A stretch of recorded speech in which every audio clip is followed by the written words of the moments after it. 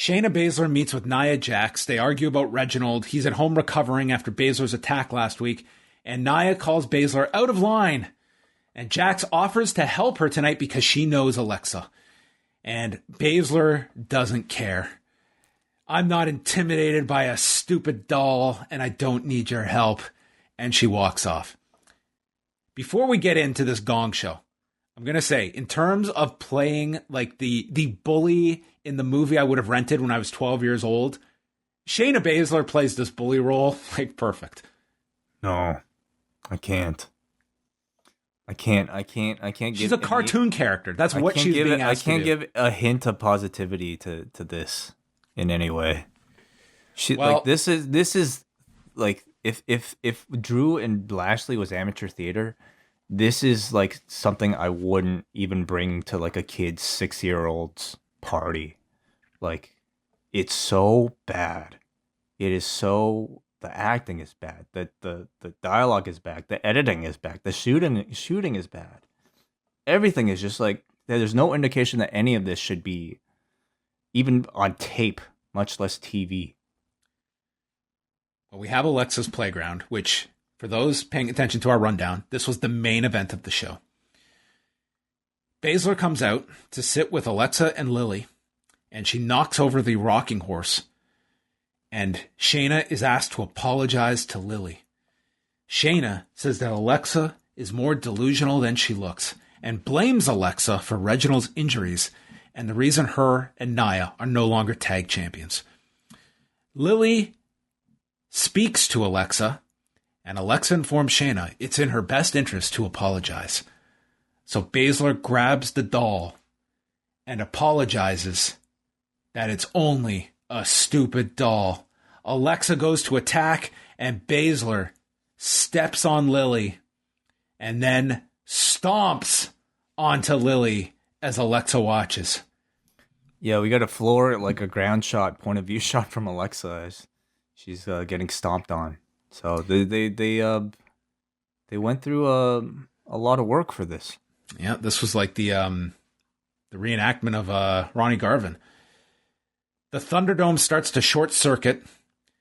Fire erupts from the stage as Baszler runs to the back. And that's where the fun begins. We go into the back. This is just awful. It's all dark. Equipment starts to fall. The doors are locked. She goes into a room, puts the chain on the lock, and then uses furniture to keep the spirits out, and then looks into the mirror. And there's the reflection of Lily.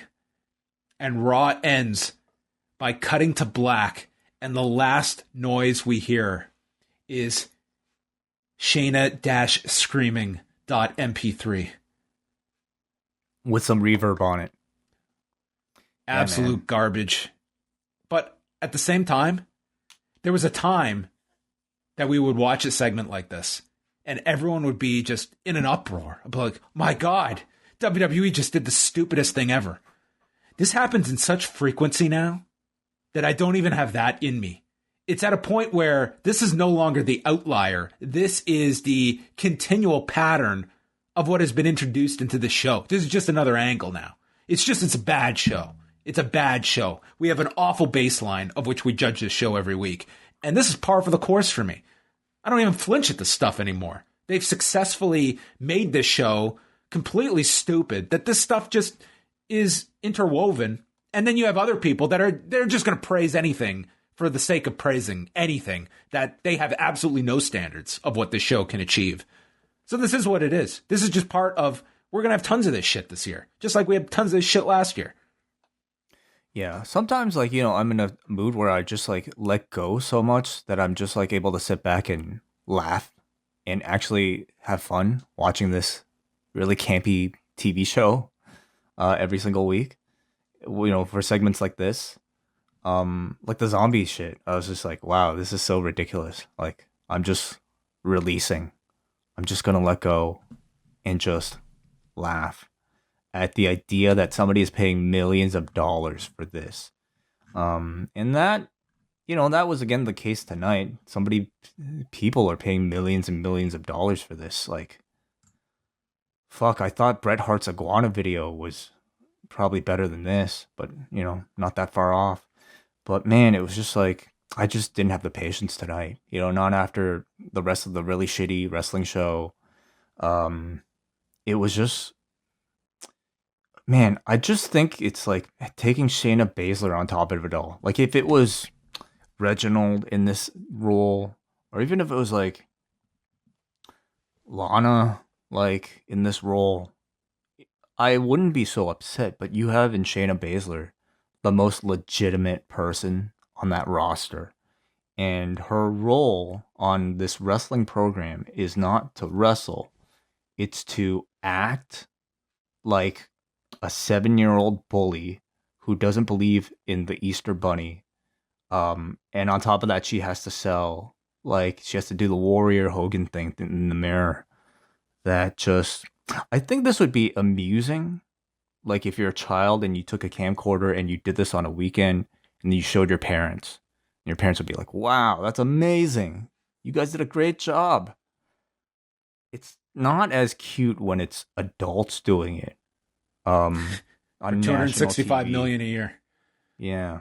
I mean, it's probably they're probably laughing about it, you know, but it's not that cute for the people watching. But, you know, somebody might have legitimately liked this. I'm just one we're just two opinions, you and I.